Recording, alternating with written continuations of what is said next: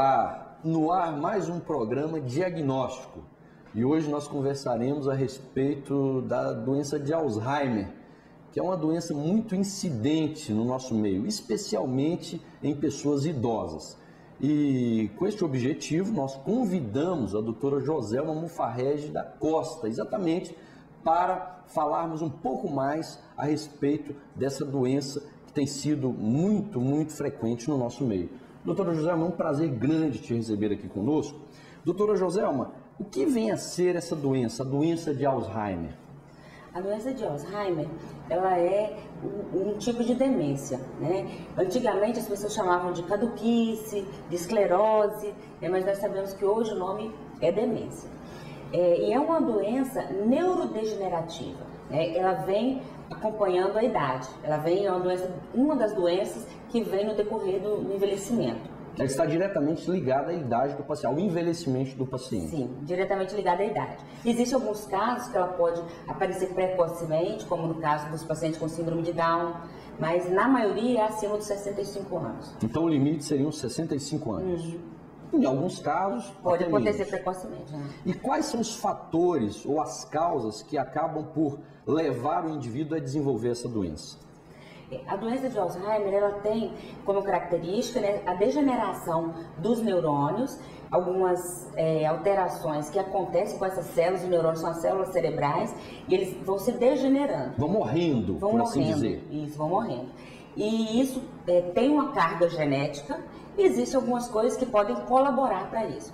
Mas é importante que a pessoa tenha uma herança genética para o desenvolvimento dessa doença. E existem outras causas de demência que precisam ser afastadas. Né? Não são todas as demências que são demências tipo Alzheimer. Existem outras aproximadamente qual é a percentagem do Alzheimer quando comparado com as demais demências? Aproximadamente. A prevalência do Alzheimer é em torno de 80% a 90%. Então abarca um número grande de doenças. Um número grande. Os outros 10% a gente descarta as demências reversíveis, que é aquelas que podem ser confundidas com a depressão, os pacientes alcoólatras, o hipotireoidismo, a deficiência de vitamina D, né? Então existem algumas coisas que você tem que afastar, mas a segunda maior causa é a insuficiência vascular, associada a pequenos infartos cerebrais, mas a grande maioria é a doença de Alzheimer. Ou seja, depois da doença de Alzheimer, a próxima causa principal de demência é a doença vascular, ou seja, problema na circulação do sangue no cérebro do paciente, é isso? Sim. E essa também é mais facilmente seria mais facilmente tratável do que a doença de Alzheimer, não? A demência vascular, você tem que tratar o paciente como um todo, não é uma doença restrita ao cérebro, porque ela vem ali com a hipertensão, com a aterosclerose, quer dizer, aquele paciente que tem um colesterol alto, um diabetes, algumas coisas que levaram aqueles microinfartos cerebrais, seria isso. Né? Entendi. Então o Alzheimer é uma demência a causa é mais restrita às células cerebrais. As células cerebrais vão morrendo. No caso, obviamente, da doença vascular, há essa dificuldade do sangue circular pelo cérebro, em função talvez do diabetes, da hipertensão arterial, e por isso as células vão morrendo, levando assim a demência. Agora, quando nós falamos de Alzheimer, quais seriam os sintomas para nós diagnosticarmos ou ao menos suspeitarmos dessa doença tão séria no nosso meio?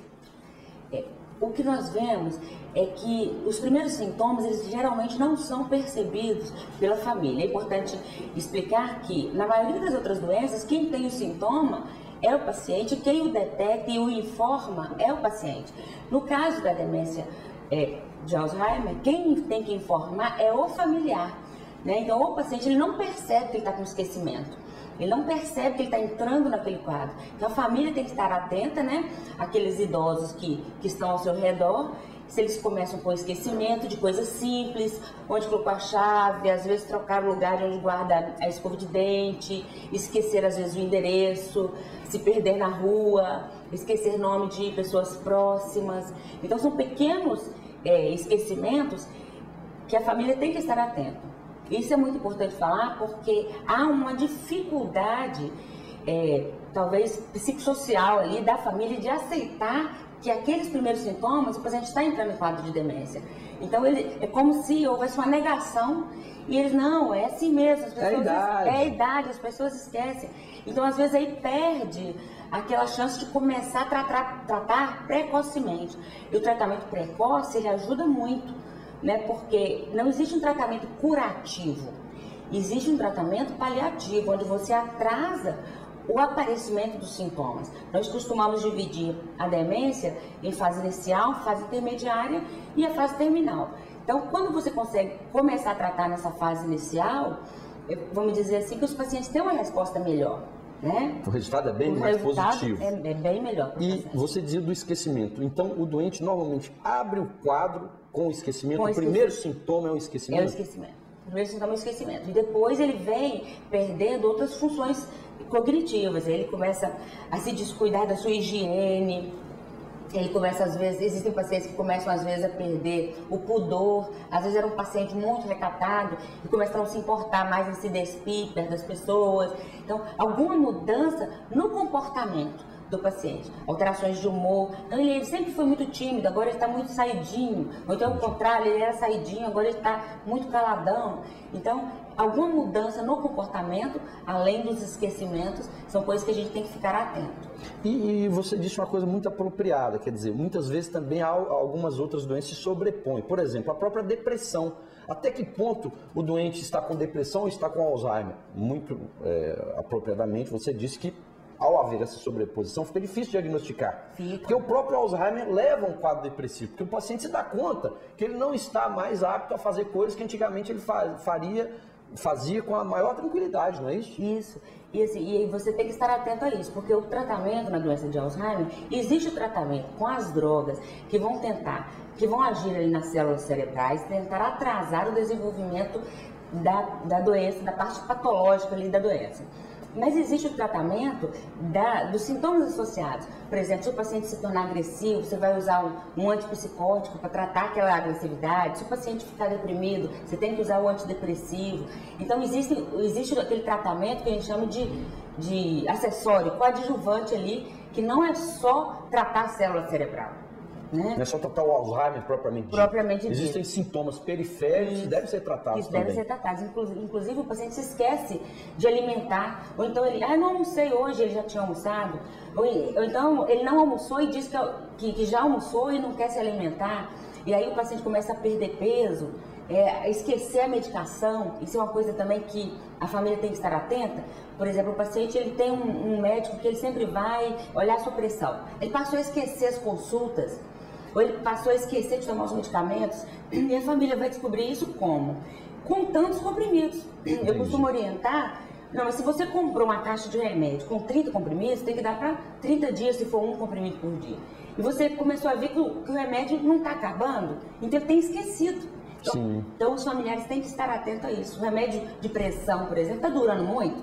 Não existe isso, é porque o paciente está falhando de tomar medicação. Outro ponto, por demais importante, é a questão cognitiva. E aí entra, por exemplo, o poder de localização do paciente. Se perder, de repente o paciente vai para um determinado lugar e se perde. Aí já se torna um problema sério e até social. Isso pode acontecer e tem acontecido? Tem acontecido. E às vezes é o primeiro alarme. Aí que a família toma conta de que alguma coisa está errada. Ele já não está... Eu me perdi, não consegui achar o caminho de casa. Tem que levar esse paciente ao médico e fazer uma investigação completa para saber ou afastar. É Alzheimer, não é? Foi uma outra coisa?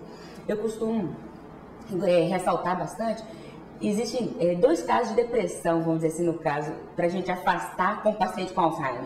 Tem aquele paciente que quer estar com demência, aquele paciente deprimido e que quer parecer mais idoso, mais debilitado do que é. Para chamar a atenção até. Isso. E aí ele quer estar com Alzheimer. Ele chega e fala que está se esquecendo das coisas. Quando é ele que fala que ele está se esquecendo, geralmente ele não tem Alzheimer. Sim. Entendeu? Aí quando o paciente que tem mesmo demência de Alzheimer, ele chega alegre, sorridente, até meio sem graça. Não sei se estou falando que eu estou doente, mas eu não estou achando que eu estou assim tão ruim. Então aquele paciente que quer mostrar mesmo que ele está doente, que quer parecer, aquele provavelmente tem depressão e não e não Alzheimer. Ele está fazendo o Alzheimer uma forma de chamar a atenção da família. Alzheimer é esse que, na verdade, de repente nem existe. Nem existe. Esse é um ponto muito importante.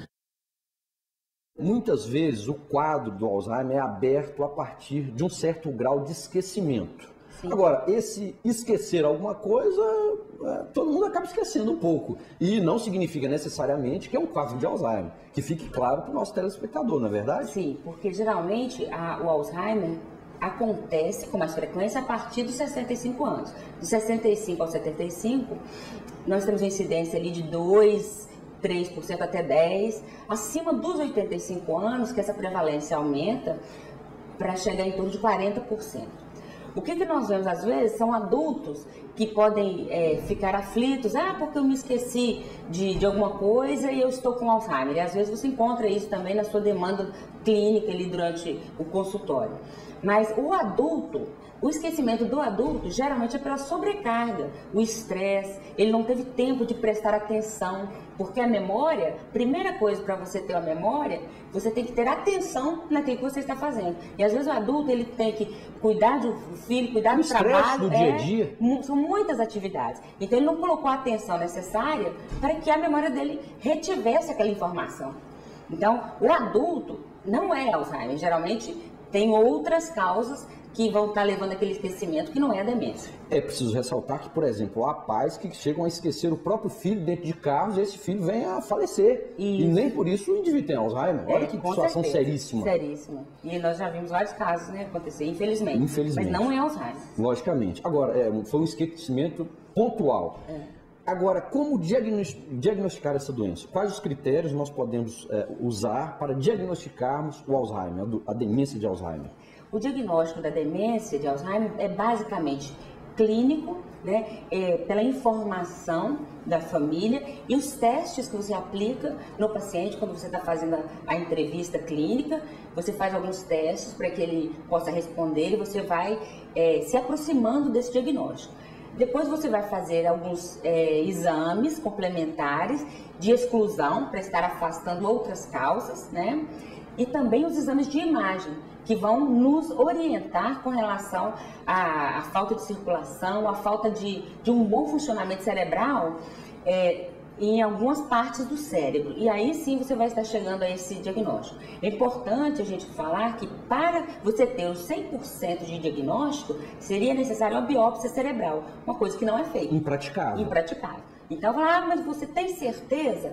99% pelos diagnósticos clínicos, pelos exames clínicos e pela complementação dos exames de imagem, a gente pode inferir que o paciente tem a doença de Alzheimer. Então quer dizer, doutora Joselma, que quando nós estivermos diante de um caso suspeito de Alzheimer, é fundamental afastarmos outras causas orgânicas para a demência. E quais causas seriam as mais prevalentes, além do Alzheimer? As outras causas que nós temos que afastar é a deficiência de vitamina B12, você faz essa dosagem com o exame de sangue, a avaliação da tireoide, que também é feita pelo exame de sangue, afastar que esse paciente, por exemplo, esteja num quadro deprimido. Às vezes é um paciente que perdeu um ente querido, perdeu um esposo, uma esposa, um filho. Isso também é uma coisa que gera vamos dizer assim, um desengajamento desse paciente da vida. Ele para de querer viver, ele não quer se lembrar das coisas. E aí você tem que diferenciar aquele que realmente não se lembra daquele que não deseja se lembrar. Então essa diferença da depressão é muito importante. O paciente alcoólatra, que seria a demência de Korsakoff, e a demência vascular, aquele paciente que geralmente tem uma hipertensão arterial mal controlada, uma doença do colesterol, que seria a dislipidemia também descontrolada, que vai estar levando a isso. Então, há uma série de fatores a serem descartados antes de nós afirmarmos que que o paciente é portador dessa doença. Agora, existem os testes, que são feitos no consultório, os testes chamados de testes cognitivos, não é isso? Cognitivos, isso. Uma série de perguntas. Isso, os testes clínicos, são as provinhas que nós aplicamos, A gente brinca que alguns pacientes passam direto, outros pegam recuperação, e aí você vai levando esse paciente de uma forma mais leve, porque o paciente chega com uma carga emocional muito grande, porque é uma doença que as pessoas temem. Porque, na verdade... Então é um preconceito, essa é a verdade. E, na verdade, as pessoas elas não temem envelhecer, elas temem a incapacidade, elas temem essas doenças associadas ao envelhecimento. Quem envelhece com saúde, envelhece bem. Mas o temor não é do envelhecer, propriamente dito, é mais dessas doenças que tornam a vida dependente de outras pessoas. Esse é o ponto. A pessoa se tornar um fardo para o seu semelhante, especialmente para o seu próximo, aquele que está diretamente ligado a ele, a família e tudo mais. Esse é um problema, que também acaba levando à depressão, não é isso? Sim, e depende de como ele levou a vida, como ele tratou essa família. Às vezes era um marido que não tinha um bom relacionamento com a esposa, uma esposa que não tinha um bom relacionamento com o marido ou com os filhos. Então, é nessa hora que todas essas coisas vão ser pesadas. Então isso chega de uma forma assim, muito forte para a família. Então ele chega no consultório muito ansioso com relação a tudo isso. Então nós falamos dos testes clínicos e agora em termos de imagem, o que nós dispomos hoje para, de alguma maneira, auxiliar no diagnóstico da doença de Alzheimer?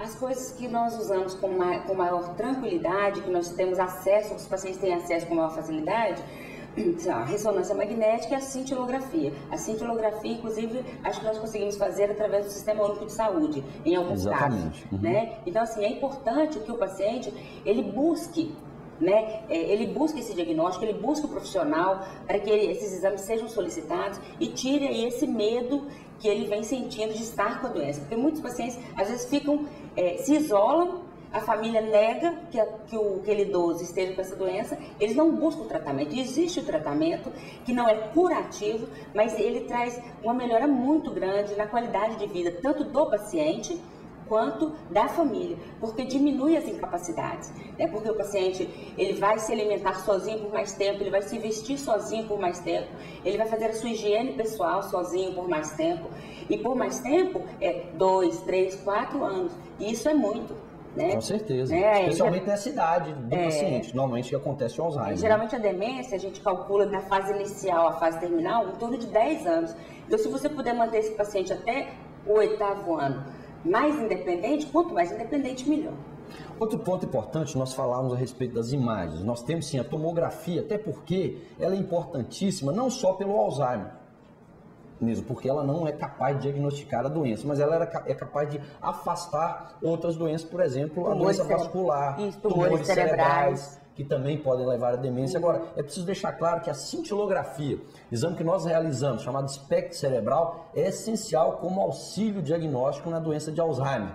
Porque, doutora Joselma, na cintilografia cerebral, no espectro cerebral, há áreas muito bem definidas no cérebro que param ou que deixam de funcionar. Então, através da cintilografia cerebral que nós realizamos no Centro de Medicina Nuclear, nós podemos sim auxiliar muito no diagnóstico da doença de Alzheimer, ao lado, obviamente, de todos esses parâmetros clínicos relatados pela doutora, não é isso? Com certeza, a cintilografia ela nos auxilia muito. Ajuda a nortear, porque de repente é uma depressão. Se for uma depressão, a cintilografia vai vir normal? Vai vir normal. Ou então uma alteraçãozinha pequena. Ao passo que se for Alzheimer, nós temos um quadro, um achado clássico cintilográfico para a doença de Alzheimer. Voltando à questão do tratamento. Quais as drogas e quais as eficácias das mesmas que dispomos hoje no mercado? Hoje, para tratar a demência especificamente, nós temos 4 grandes drogas.